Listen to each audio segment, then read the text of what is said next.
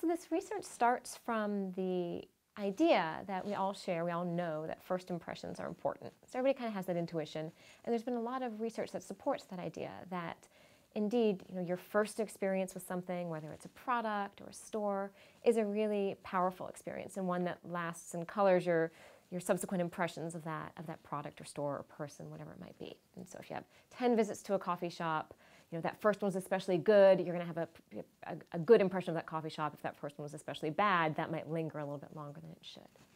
So we started from that premise. We know that first impressions are important, but we came at it with the idea that what counts as a first is a little bit subjective, and that maybe we could take any old experience and reframe it or make it a first. So for example, if you think about visits to a coffee shop, if I went to a coffee shop today, maybe it was my 20th visit to that coffee shop, but maybe I could frame it as maybe it's my first visit since classes started, or even just my first visit of the week.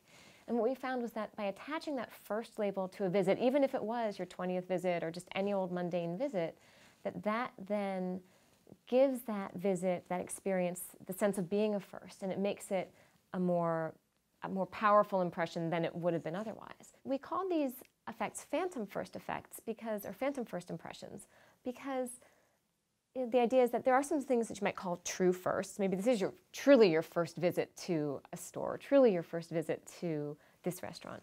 But we're saying that we can make something seem like a first. It's not a true first, maybe, but it takes on the illusion of being a first. Obviously, it would be hard to wipe out a very bad first impression or a very bad mistake, but we're saying this is a small reset that you could do strategically as an individual, but also, sure, a business could do it too, that a retailer could say, come take a first look at the back-to-school fashions.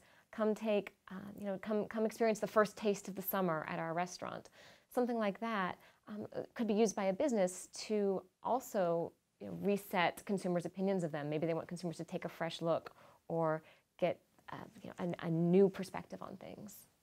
It also suggests that retailers and firms might want to watch for times when consumers are just naturally experiencing firsts. Firsts of the year, starts of the school year, beginning of the summer, when in their minds consumers might be going around with, oh, this is a first for me. That might be a time to be especially careful about delivering great service and great products, because consumers might code that as, this is my first visit of the summer, and that might be an especially powerful impression that's being made at that point.